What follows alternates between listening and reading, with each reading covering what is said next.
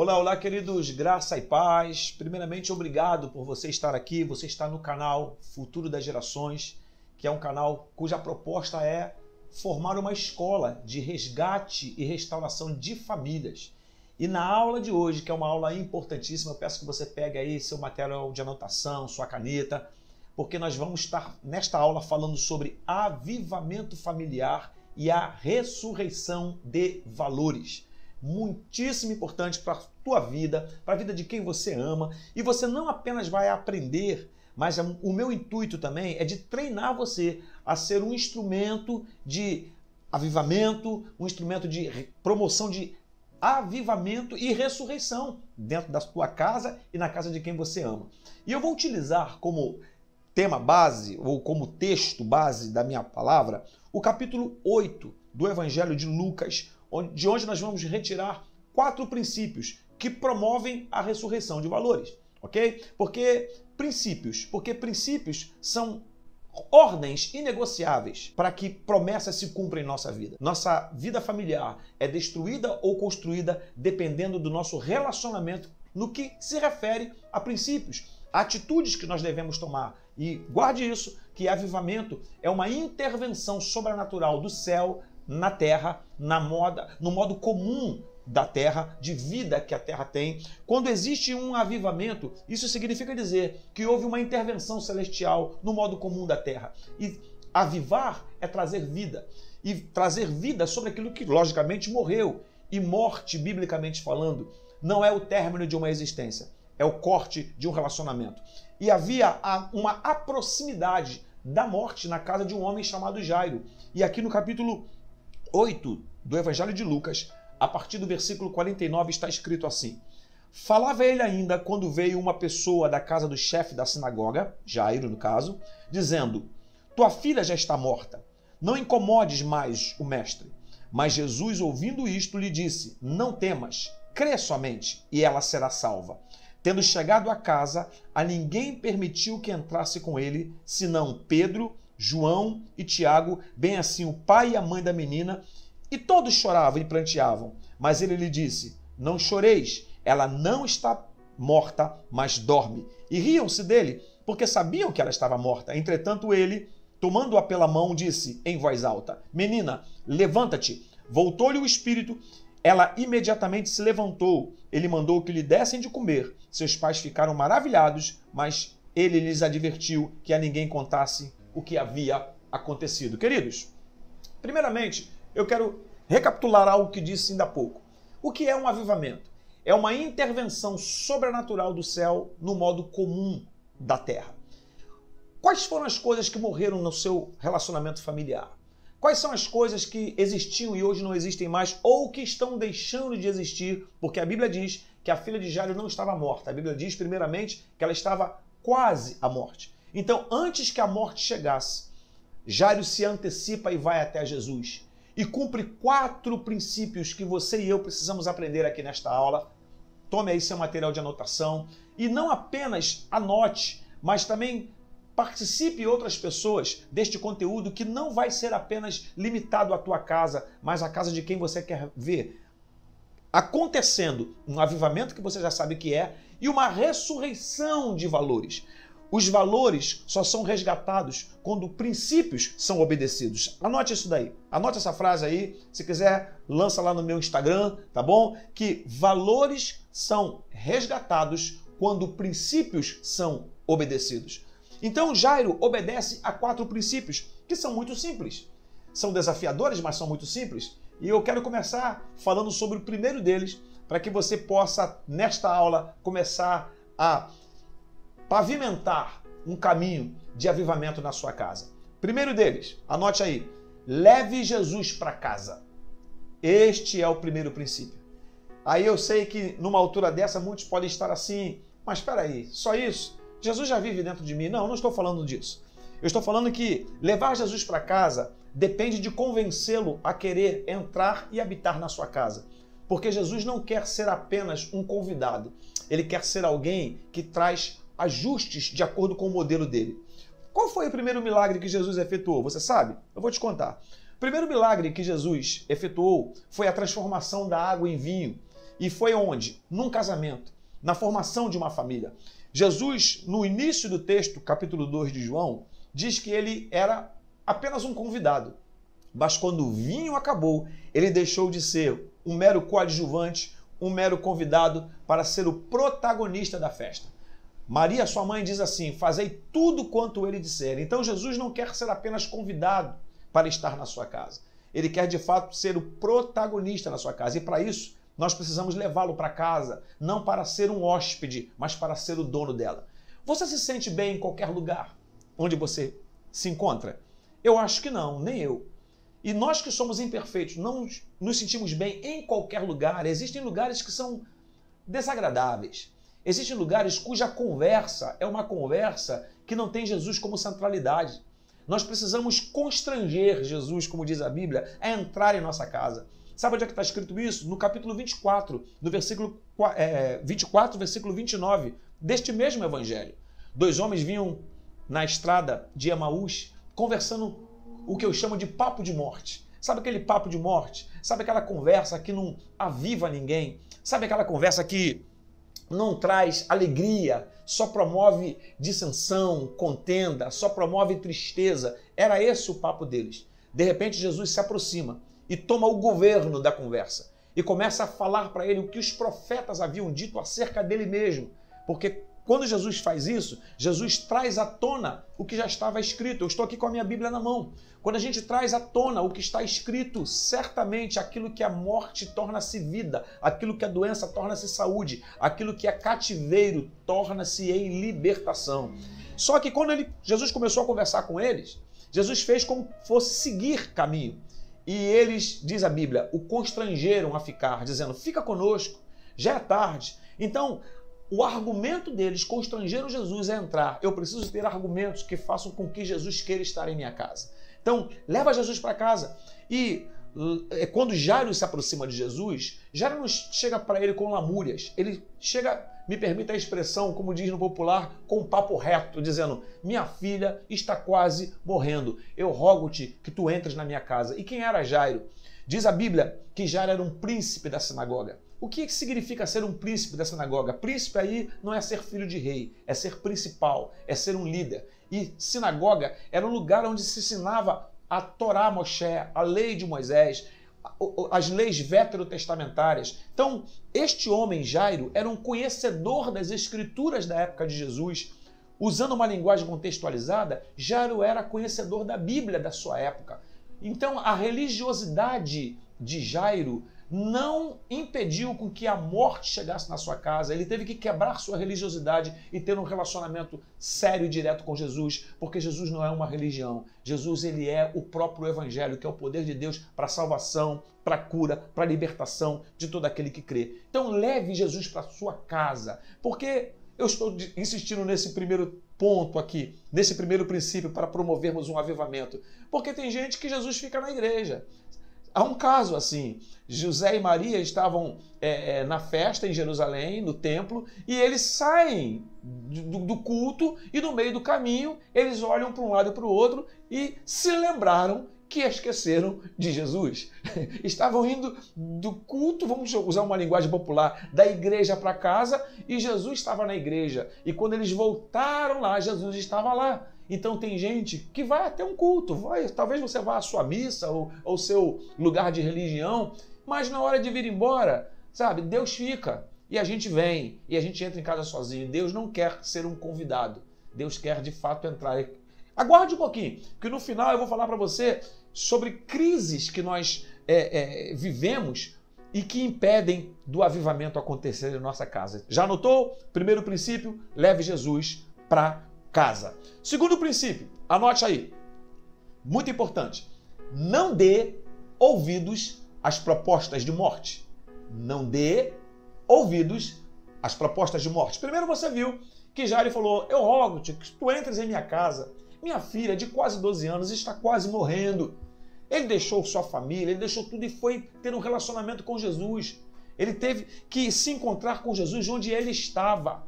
Jesus não está onde eu quero que ele esteja. Eu preciso encontrar onde ele quer que eu me encontre com ele. Então, depois que Jairo faz isso, no meio da conversa com Jesus, chegam os amigos dele. E esses amigos dizem assim para ele: não perturbes mais o mestre, a tua filha está morta. Olha só, eu disse no princípio que ela estava quase morrendo. E tem gente que só deixa para resolver problemas quando a morte está se aproximando, e depois que a morte se estabelece, só tem um caminho, é ressurreição. Ressurreição é o caminho de Deus, é a ferramenta de Deus para dar jeito naquilo que morreu.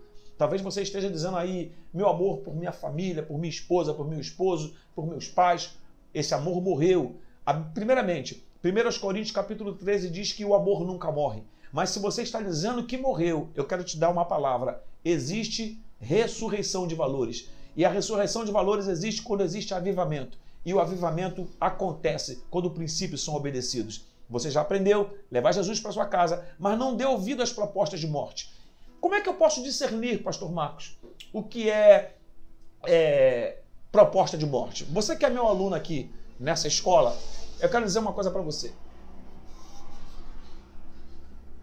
Você que é meu aluno. Voltar um pouquinho, continua. Aqui mesmo? Isso. Você que é meu aluno aqui nessa escola, eu quero dizer para você, então, o que significa você ter... Desculpa. Eu perdi a linha de raciocínio. Eu perdi a linha. Posso ir? O que significa não dar ouvido às propostas de morte?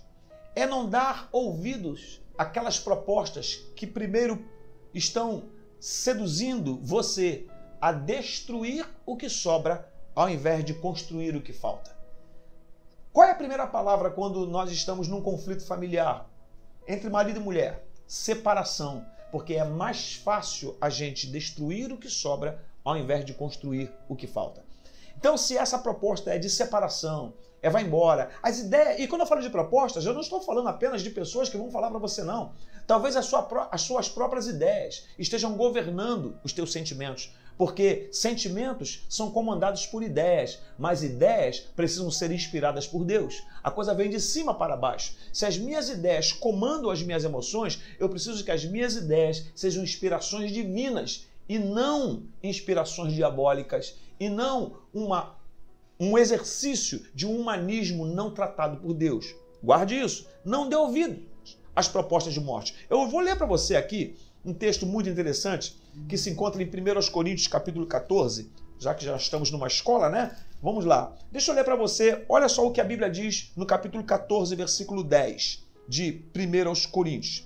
Diz assim a palavra, veja bem: há sem dúvida muitos tipos de vozes no mundo, contudo nenhum deles sem sentidos. Versículo 11: se eu, pois, ignorar o significado da voz, serei estrangeiro para aquele que fala e ele estrangeiro para mim. Então a Bíblia está dizendo em 1 Coríntios capítulo 14, 10 e 11, que há muitas vozes neste mundo, há muitas vozes, muitos tipos de vozes, nenhuma delas sem sentidos. Qual é o tipo de voz que está direcionando as tuas atitudes? Qual é a voz da tua consciência? Qual é a voz dos teus pensamentos? Não dê ouvidos às propostas de morte. Porque na hora que os amigos de Jairo dizem para ele: não perturbe mais o mestre, ou seja, para de orar, para de clamar, desiste da tua família, Jesus entra com uma contraproposta. Anote uma coisa que eu vou te dizer e joga lá no Instagram para mim também essa frase. Olha bem, para cada proposta de morte do inferno, o céu tem uma contraproposta de vida. Guarde isso. Não dê ouvido às propostas de morte. Você já sabe que toda proposta de morte virá com uma sedução para que você e eu destruamos o que está sobrando ao invés de construirmos o que está faltando. Mas também não se esqueça que para cada proposta de morte do inferno, o céu entra com uma contraproposta. Não dê ouvidos às propostas de morte. Viva 1 Coríntios 14, 10. Toda voz tem um sentido. Há vários tipos de vozes, então discirna, e Deus é capaz de dar a você o discernimento. E discernir é a capacidade sobrenatural e espiritual de diferenciar coisas, de saber o que é certo e o que é errado, o que é humano, o que é espiritual, o que é diabólico, o que é divino. Jairo ficou com a proposta de vida. Mas vamos ao terceiro princípio. Você já aprendeu o primeiro, leva Jesus para casa. Já aprendeu o segundo, não dê ouvido às propostas de morte. Mas o terceiro, anote aí, Tá boa essa aula, não está? Vamos lá. Vamos para o terceiro princípio e penúltimo. Deixe Jesus ter voz de comando. Você precisa deixar Jesus ter voz de comando. E aqui que entra a crise que eu prometi para você que iria falar quando a gente tem crises que impedem com que esses três primeiros princípios eles aconteçam. Veja bem, para que você tenha um avivamento na sua casa, me tolere em repetir, você precisa de uma ressurreição de valores. E a ressurreição de valores, ela acontece quando princípios são obedecidos. Você já aprendeu, tem que levar Jesus para casa e entendeu o que é levar Jesus para casa. Já aprendeu o que é discernir uma voz que traz propostas de morte. Mas deixar Jesus ter voz de comando implica em vencer uma crise. Anote aí. Crise de quê, pastor Marcos? Crise entre o saber, fazer, crer e obedecer. Nesse terceiro ponto, você tem uma crise. E essa crise, ela envolve o que você sabe, o que você faz, o que você crê e o que você obedece. Porque essas quatro coisas são diferentes. Ok? Tudo que você está aprendendo aqui está fazendo com que você saiba de coisas que você não sabia. Ou que relembre, pelo menos. Mas o que você sabe apenas não muda. Porque você tem que saber o que tem que fazer, mas tem que fazer alguma coisa com aquilo que você diz que sabe. Então não é só saber. Tem muita gente que sabe. Já conversou com alguém? E quem sabe eu não estou dando aula para alguém aqui que está falando aí, eu sei, eu sei. Quantas pessoas você já conversou que sempre estão dizendo, eu sei, eu sei, eu sei. Então, você tem que vencer a crise entre o saber, o fazer, o crer e obedecer. Eu já sei, agora o que eu faço com aquilo que eu sei? Eu costumo dizer que um culto abençoado não é aquilo que é feito no domingo, mas é aquilo que eu reproduzo na segunda-feira. Ficou entendido? Quem de nós não incorre nessa crise quádrupla, né? Eu sei, mas o que eu faço com aquilo que eu sei? Tá, eu até faço algo com aquilo que eu sei, mas eu creio no que eu estou fazendo? Você está crendo no que você está anotando? Você está crendo que isso vai mudar a sua vida? A Bíblia diz que sem fé é impossível agradar a Deus. Mas em último, nessa crise, está o obedecer. Eu sei, eu faço, eu creio, mas eu tenho que obedecer, eu tenho que fazer em conformidade. Há um caso na Bíblia de um homem chamado Naamã, leproso, que ele recebe uma instrução do profeta, e o profeta fala para que ele mergulhe no rio 7 vezes. Ele foi até o profeta porque ele ficou sabendo que havia um homem de Deus que curava, que cuidava de problemas, de crises. Ele fez o que deveria fazer indo até o homem de Deus. Ele cria que o homem de Deus era de fato o homem de Deus, e só que teve uma crise nesse quarto degrau. Ele não queria obedecer, mergulhando no rio 7 vezes. Porque às vezes a gente é assim, a gente crê, sabe, faz, ou melhor, sabe, faz, crê, mas na hora de obedecer, nós queremos impor nossas regras. E queridos, obedecer é fazer na íntegra, conforme foi ordenado.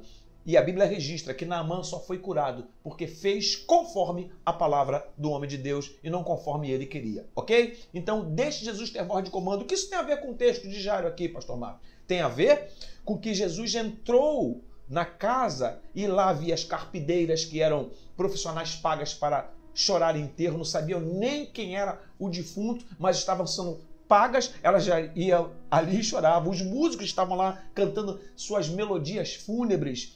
E de repente Jesus entra na casa, chega com seus 12 discípulos, pega apenas 3, Pedro, João e Tiago, não deixou os demais entrarem, manda todo mundo sair e só deixou o pai e a mãe da menina. Ao todo 7 pessoas. Jesus, Pedro, João e Tiago, o pai, a mãe da menina e mais a própria menina. E Jesus entra na casa com voz de comando, primeiro mandando sair quem não deveria. Às vezes tem muita gente falando, tem muita gente dando intromissões que não são devidas. Eu queria dar essa palavra para você nessa aula. Olha, diz o dito popular que vô e vó são pais 2 vezes. Tudo bem que se aceite o dito popular, mas vó não foi constituída para criar filhos. Vó e avô foram constituídos para se alegrarem em verem sua descendência, os filhos dos seus filhos, mas quem educa são os pais. Se você é um pai ou uma mãe, está transferindo a educação dos teus filhos para os avós, você está errado. Se você é avó e se intromete na educação que os pais dão aos seus filhos, biblicamente você está errado. Eu corro até o risco de você sair dessa escola, trancar sua matrícula, mas eu preciso falar para você essa verdade com todo amor e com todo carinho. Assim, como professor de vida, eu quero transferir essa palavra para você, para que você deixe Jesus ter voz de comando. Jesus chegou naquela casa e colocou todo mundo para fora. Eu não posso afirmar, mas também não tenho como negar que ali dentro poderiam ter parentes de Jairo. Poderia ser, certo? Agora, a família é constituída de pai, mãe e filhos. Os demais podemos considerar familiares, parentes, mas a família está ali e Jesus chega e deixa somente a família. Não deixou ninguém dando pitaco. Ah, morreu de quê? Se tivesse feito isso, não teria morrido. Quantas pessoas dão opiniões depois que a coisa já aconteceu e não adianta mais? Queridos, o que você precisa saber não é por quê e nem para quê, mas é o quê. Por que isso está acontecendo? Para que isso está acontecendo? Eu também não sei te responder, mas o que você deve fazer, eu estou falando aqui. Porque a nossa crise familiar, ela está envolvida no o que estamos fazendo ou o que nós não estamos fazendo. O que estamos fazendo que nós devemos parar. O que não estamos fazendo que devemos passar a fazer. Então vença essa crise, deixe Jesus ter voz de comando. Jesus mandou todo mundo sair, só ficaram 7 pessoas, 7 na Bíblia é símbolo de plenitude, de perfeição, o essencial. Jesus entrou com voz de comando. Por isso que eu disse no início, ele não quer ser apenas alguém convidado. Se Jesus for para sua casa, ele quer, me permita a expressão bem popular, mandar geral. Se não for para isso, ele não quer ir, nem na minha, nem na sua casa. Então vença a crise.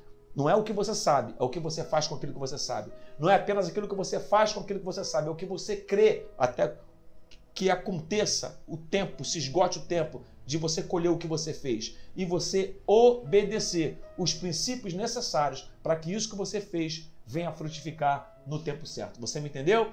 Vamos então para o último princípio. Nós vimos que levar Jesus para casa, não dar ouvido às propostas de morte, deixar Jesus ter voz de comando e, quarto e último lugar, dê continuidade ao que Jesus já começou. Onde é que está escrito isso aí? Está escrito que Jesus, depois que ressuscita a menina, ele pega na mão da menina, ele diz, menina, a ti digo, eu te mando, levanta. A menina se levanta e depois que a menina levanta, Jesus não vai para a cozinha fazer comida para ela. Jesus olha para os pais e diz, dê-lhe de comer, faça com que ela coma, porque a parte que te cabe Deus não faz. Ele é poderoso para fazer tudo sozinho, mas ele nos dá a honra de sermos participantes daquilo que ele quer fazer na nossa história, na nossa vida. O pai e a mãe da menina, eles estavam de fato felizes com a ressurreição, mas eles tinham uma obrigatoriedade, uma incumbência divina de dar continuidade, de alimentar. É isso que eu estou dizendo para você. Quando você ouve uma escola, uma aula como essa, participa de uma escola como essa, eu vou aproveitar para falar isso para você. Não apenas esteja assistindo esse vídeo, mas matricule-se nessa escola e acione o sininho. Como é que eu me matriculo nessa escola, Pastor Marcos? É só você se inscrever, você passa a ser o meu aluno. Mas dar continuidade é também compartilhar, é apertar esse balãozinho que tem aí, esse aviãozinho que tem aí, para você mandar para outras pessoas, porque nós precisamos dar continuidade, porque aquilo que a gente não dá continuidade tende a parar no meio do processo. Aquilo que a gente não alimenta morre por inanição. Você precisa alimentar o que Deus fez. Pode perceber um detalhe, quem criou o mundo, querido? Deus criou tudo. Todas as coisas Deus criou, mas ele deu a administração para que o homem desse continuidade ao que ele fez. No Salmo 115 diz que os céus são o servo do Senhor, mas a terra deu ele aos filhos dos homens. Então, Deus é o criador da tua família, mas você é o administrador dela. Você é a administradora dela. E começa administrando sua própria alma. Começa administrando sua própria vida espiritual. Porque eu tenho certeza que haverá ressurreição. Haverá um avivamento. Onde foi que aconteceu o avivamento na casa de Jairo? Aconteceu quando Jesus entrou. Porque, queridos, Jesus não entra apenas para expulsar a morte. Ele entra para estabelecer a vida.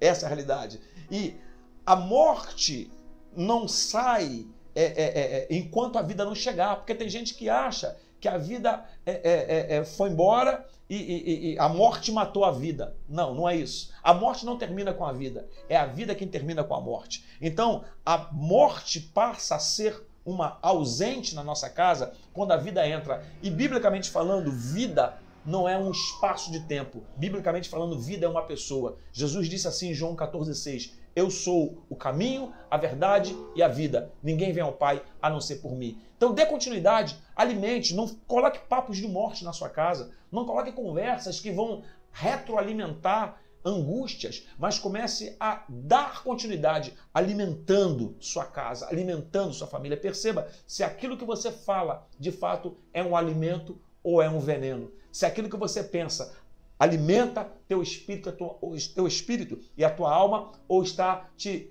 sufocando, te envenenando. Pense nisso, chama mais gente para seguir a gente, que a bondade e a graça do Senhor seja sobre a tua vida. E se você me permite, eu quero fazer uma oração abençoando a tua vida e a tua casa, você que se tornou aluno dessa escola, que tem muito para nos ensinar e nos formar na escola da vida.